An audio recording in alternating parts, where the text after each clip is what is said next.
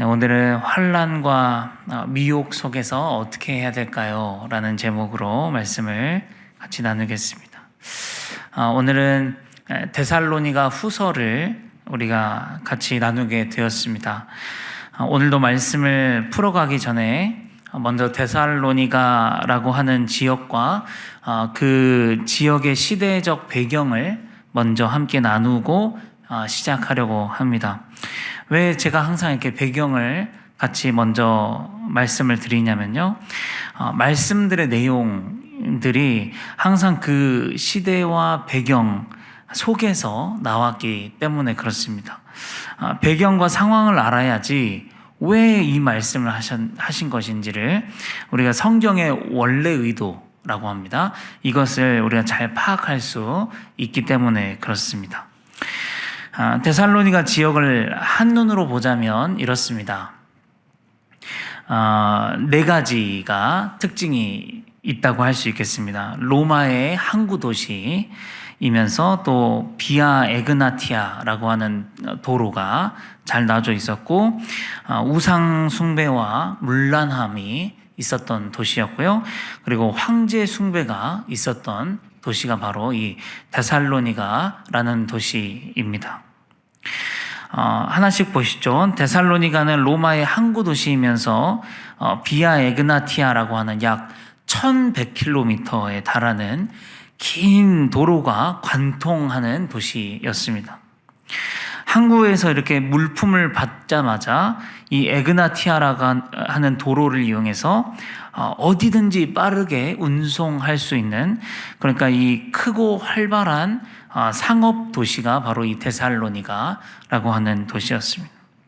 그래서 수많은 사람들의 왕래가 있었던 도시가 이 데살로니가라고 하는 도시입니다. 이 부분 때문에 오늘 바울이 데살로니가에 편지를 쓰는 한편의 이유가 있어요. 이 사람들이 많이 왕래하는 이 중에는 이단도 있었고요, 연설가들도 있었고요, 신비한 것들을 주장하는 영지주의자들도 있었습니다. 그들이 잘못된 복음을 선동하기도 했기 때문에 오늘의 이 편지를 쓴 것이기도 해요. 자세한 이야기는 조금 뒤에 가서 하도록 하고요. 또 데살로니가에서는 이 우상 숭배가 있었죠. 디오니소스라고 하는 우상 신을 숭배했는데요. 그 신이 자기의 도시를 지켜준다, 그렇게 믿었습니다. 그래서 신전이 크게 있었고, 그 신전 안에는 여사제들이 있었는데 이 여사제들과 성적인 관계를 맺는 것이 그 종교적 의식이었다는 거죠.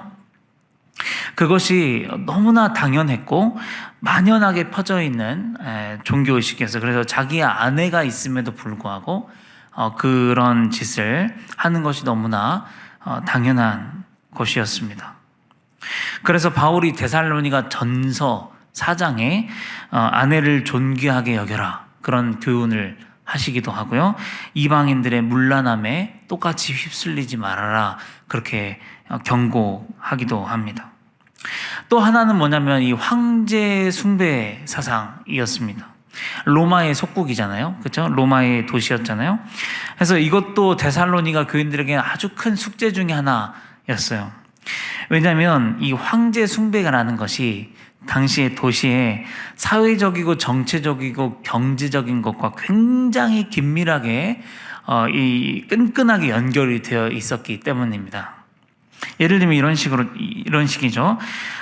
저는 로마의 황제를 숭배합니다. 로마의 황제가 하나뿐인 왕이요 신이십니다. 그렇게 고백하면 그 도시에서는 문제없이 아주 잘 살 수가 있었어요. 그러나 예수가 왕이다, 예수가 참 하나님의 아들이다, 예수가 신이다, 이런 말을 하면 그 동네에서는 아주 정치적으로 경제적으로 또 사회적으로 발도 못 붙일 지경이 되었습니다. 실제로 이 사도행전 17장에 가면요, 바울이 데살로니가에서 복음을 전할 때 이 데살로니가에 살던 이 유대인들이 시장터에서 불량한 사람들을 데려다가 이 온 도시를 소동하게 하고 야곱이라고 하는 집에 쳐들어가서 이 바울을 끌어내서 죽이려고 했다는 말씀이 나오거든요.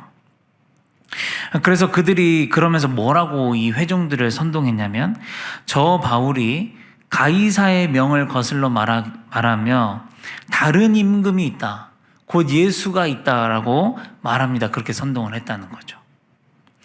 그랬던 도시가 이 바로 데살로니가라고 하는 도시였다. 자, 다시 정리를 하면 아주 상업적으로 발달한 도시며 수많은 사람들이 왕래하는 도시고, 우상 숭배가 있고 문란한 도시며 황제 숭배가 깊이 박혀 있는 그런 도시가 바로 데살로니가였다라는 것입니다. 자, 그 중에서도 오늘 데살로니가 후서 2장은 뭘 말하냐면 핍박과 미혹에 대한 이야기를 하고 있습니다. 자, 그럼 무슨 핍박이었는지 알겠죠? 이 배경을 보면요, 이런 핍박입니다. 너네가 감히 황제가 아닌 예수라고 하는 왕을 믿어? 그러고도 너네가 이 동네에서 편히 살 수 있을 것 같아? 이런 핍박입니다. 절대 안 되지. 너네는 사회에서도 매장이고, 경제적으로 매장이고, 정치적으로도 매장이야. 이런 핍박을 받았을 거예요. 또 이런 핍박을 받았을 겁니다. 니네가 뭔데 디오니소스 숭배를 거부하냐? 니네가 뭔데 여사제들과의 거룩한 관계를 폄하하냐? 여기선 그런 게 당연한 거야. 그게 종교 의식이고 거룩한 것이야. 이 도시를 지키는 의식인데 너네가 왜 그것을 방해하고 폄하하냐? 왜 그것이 문란하다고 하냐? 이런 핍박을 받았겠죠. 또 이런 핍박을 받았을 겁니다. 야야, 걔네들이잖아. 그때 한 몇 개월 전쯤인가, 그 우리가 야손의 집에 쳐들어가서 꺼내 죽이려고 했던 그 바울이 만든 사람이 그 교회잖아. 그 교회. 에이, 재수 없어. 그러면서 받았을 핍박과 냉대가 있었을 거죠. 또 한편으로는 이런 미혹이 있었습니다. 아까 말씀드렸던 것처럼 수많은 사람들이 왕래했는데 그 중에는 이단들, 연설가들, 영험가들이 있었어요. 특히 어떤 미혹이 있었냐면 주님의 날이 왔다라고 하는 미혹이 있었대요. 오늘 말씀 1, 2절을 보겠습니다. 시작. 형제들아, 우리가 너희에게 구하는 것은 우리 주 예수 그리스도의 강림하심과 우리가 그 앞에 모임에 관하여 영으로나 또는 말로나 또는 우리에게서 받았다 하는 편지로나 주의 날이 이르렀다고 해서 쉽게 마음이 흔들리거나 두려워하거나 하지 말아야 한다는 것이라. 무엇에 관하여? 우리 주 예수 그리스도의 강림하심과 우리가 그 앞에 모이게 될 것에 관하여 어떤 사람들이 어떻게 했냐면 비상한 은사를 보이면서 영적으로 지금 이렇다 저렇다 이렇게 이야기를 하고, 또 말로써 언변 가득한 설교예요. 언변 가득한 설교로서 이렇다 저렇다 말을 하고, 또 어떤 사람들은 이 편지를 이 사람들 앞에 이렇게 흔들면서 이거 바울이 썼다고, 여러분 이거 바울이 쓴 건데 여기에 뭐라고 써져 있냐면 주의 날이 이미 이르렀다고 그렇게 써져 있었다는 거예요. 그렇게 선동을 했다는 거예요. 좀 바보라고, 진짜라고 이렇게 주장을 했다는 거예요. 그래서 이게 이 데살로니가 교인들에게 미혹거리였어요. 여러분 핍박이 심하면요, 미혹도 쉽게 되는 것 같습니다. 어려우니까, 힘드니까, 핍박이 거세니까 주님의 날이 왔다는 게 진짜였으면 좋았겠지 않았을까요? 여러분, 우리가 무언가의 일로, 어떤 문제로 내 마음과 정신 가운데 오는 고통이 극심하면 이런 말을 믿고 싶지 않겠습니까? 가령 저기 가서 누구한테 기도받으면 나서 본다고 하던데요. 또 그 문제는요, 저기 그 사람한테 한번 가보세요. 아마 그 사람이면 금방 해결하실 것 같은데요. 이런 말을 듣는 것이죠. 또 여러분 주님이 다음 주에 오신대요. 이런 말들을 이 고난에 있는 사람들, 참 고통 가운데 있는 사람들이 들으면 그냥 덥석 믿고 싶죠. 일단 그게 진짜인지 가짜인지는 잘 모르겠지만 일단 참 진짜였으면 좋겠다. 그렇게 싶을 거 아니에요? 근데 또 진짜 바울이 썼다 그러는 거예요. 이 편지를. 이거 좀 봐보라고. 주님이 오셨다니까요, 여러분? 하면서 바울이 쓴 거라고요. 보시라고 이렇게 말을 했다는 거죠. 혹했겠죠? 이 데살로니가 교인들이.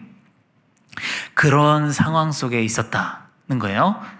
그래서 오늘 바울이 이런 상황에 있는 데살로니가 교인들에게 편지를 쓴 것입니다. 자, 오늘의 가르침은 간단해요. 네 가지를 권면하고 있는데 첫 번째는 뭐냐면요. 쉽게 흔들리지 마라 라는 것입니다. 2장 2절을 읽겠습니다. 시작. 영어로나 또는 말로나 또는 우리에게서 받았다 하는 편지로나 주의 날이 이르렀다고 해서 쉽게 마음이 흔들리거나 두려워하거나 하지 말아야 한다는 것이라. 네, 여러분 여기에서 이 쉽게 마음이 흔들린다 라는 문장의 원어적 표현이 뭐냐면 경솔하고 조급한 동요를 의미하는 거예요. 바울은 이렇게 이야기하는 게 너희들의 마음이나 생각이 어떤 상황을 맞닥뜨렸다고 해서 빨리 흔들리게 되지 않도록 조급한 동요를 하지 않도록 멈춰라. 그렇게 이야기하는 것이죠. 여러분 우리가 어떤 어려움 가운데 이렇게 처하면 어떻습니까? 마음의 여유가 없을 때 쉽게 동요합니다. 작은 변화에도 쉽게 동요하고 작은 어떤 말에도 쉽게 동요하고 금방 경솔하게 이럴 것이다 라고 우리는 지레짐작합니다. 조급해지면 경솔한 판단이 나오고 심적으로 멘탈적으로 크게 동요하게 됩니다.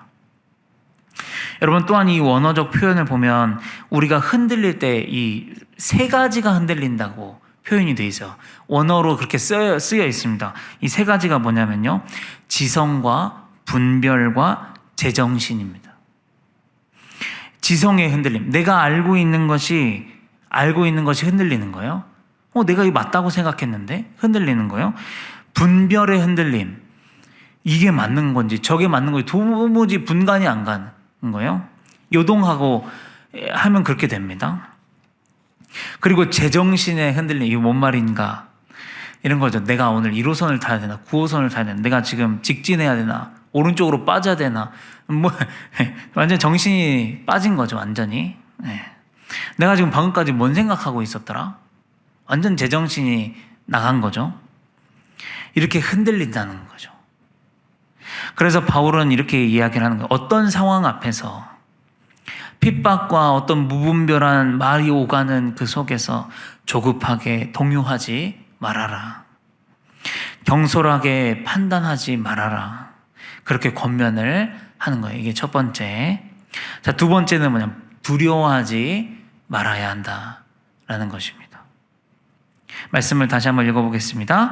영어로나 또는 말로나 또는 우리에게서 받았다 하는 편지로나 주의 날이 이르렀다고 해서 쉽게 마음이 흔들리거나 두려워하지 말아야 한다는 것이라. 여기 이 두려워하다의 원어적 의미가 뭐냐면 놀라는 거죠. 놀라고 공포에 휩싸이는 것을 의미합니다. 솔직히 우리가 어떤 핍박을 받을 때 그런 어떤 상황 가운데 있을 때 어떤 분이 나한테 그런 이야기를 했다더라. 그 사람이 나에 대해서 이렇게 생각한다고 하더라. 또 어떤 분의 날 향하신 그 표정과 눈빛을 봤을 때 우리가 하지 말아야 할 것은 뭐냐면요. 놀라거나 휩싸여서는 안 되는 것이에요. 근데 사실 우리는 놀라죠. 저분이 나한테 그랬다고? 저분이 나한테 그런 생각을 가지고 있었다고? 왜 저분이 나를 저렇게 보지? 또는 의사 선생님이 왜 말을 저렇게 하시지? 내가 많이 안 좋은가? 힘든가? 이러면서 우리는 어떻게 되면 놀라죠. 그리고 거기에 휩싸이기 시작합니다. 그래서 혼자 며칠을 끙끙 앓죠. 막 어디까지 가냐면 저 사람 때문에 내가 교회를 옮기게 되진 않을까? 내가 저 사람 때문에 끔찍한 일을 당하지 않을까? 내가 그러면서 회사를 퇴사하게 되지 않을까? 내 병 때문에 이런 상황까지 내가 가게 되지 않을까? 이러고 여기까지 막 혼자서 상상의 나래를 펼치고 가는 거죠. 그래서 바울은 말합니다. 들은 것에 대해서, 상황에 대해서 두려워하거나 놀라지 말아라. 네, 공포에 휩싸이지 말라는 것입니다. 세 번째 뭐라고 이야기하냐면 굳건히 서라.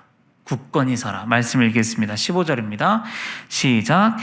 그러므로 형제들아 굳건하게 서서 말로나 우리의 편지로 가르침을 받은 전통을 지켜라. 여러분 여기 굳건하게 서서 저는 이 말씀 여기가 제일 은혜로웠는데요. 이 원어적 말의 표현이 뭐냐면요. 자리 잡고 버티다. 자리 잡고 버티다. 여러분 그 뭐에 자리 잡고 버티는 거죠? 믿음 위에 굳게 서서 자리 잡고 버티는 겁니다. 내가 들은 복음, 내가 들은 말씀 있잖아요. 하나님께서 내게 들려주시는 말씀 있잖아요. 내가 믿는 하나님은 어떠한 분이신가?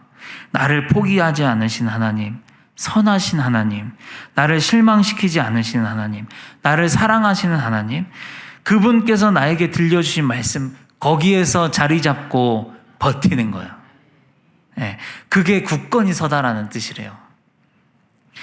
여러분, 그리고 이 말은요, 단 일회적으로 쓰인 말이 아니라 한 번만 버티는 게 아니고요. 오늘도 버티고, 내일도 버티고, 앞으로 계속 지속적으로 뻗탱기는 거예요. 네, 뻗탱기는 거예요. 네, 그런 상태적인 견고함을 의미한다는 거예요. 굳건하게 서서가요. 사랑하는 성도 여러분, 오늘 하나님께서 우리에게 이렇게 말씀해 주시는 것 같습니다. 흔들리고 어려우신 성도님들에게 마음에 무너지는 이야기를 들으신 성도님들에게 그런 상황을 맡고 계시는 성도님들에게 믿음 위에 굳건하게 서서 뻗탱겨라. 버티고 서 있어라. 버텨라. 그렇게 말씀해 주시는 줄 믿으시길 바랍니다. 마지막 네 번째는 받은 가르침을 지키라는 것인데요. 15절 뒷부분 말씀에 집중입니다. 시작. 그러므로 형제들아 굳건하게 서서 말로나 우리의 편지로 가르침을 받은 전통을 지키라. 네, 여기서 또 지키라라는 표현은 단단히 움켜쥐는 그런 것을 의미합니다. 앞의 내용과 비슷하죠. 하나님의 말씀, 내게 주시는 그 하나님의 말씀, 나를 사랑하시는 하나님, 그 복음을 단단하게 움켜쥐는 것입니다. 어떠한 상황, 어떤 순간에서도 어떤 말을 들었어도 그 복음을 단단히 움켜쥐는 거죠. 자, 이제 말씀을 정리하겠습니다. 사랑하는 성도 여러분, 어떠한 상황 가운데 조급하게 우리가 동요하면 그 뒤에는 뭐밖에 없냐면 놀라는 것, 휩싸이는 것, 이것밖에 없어요.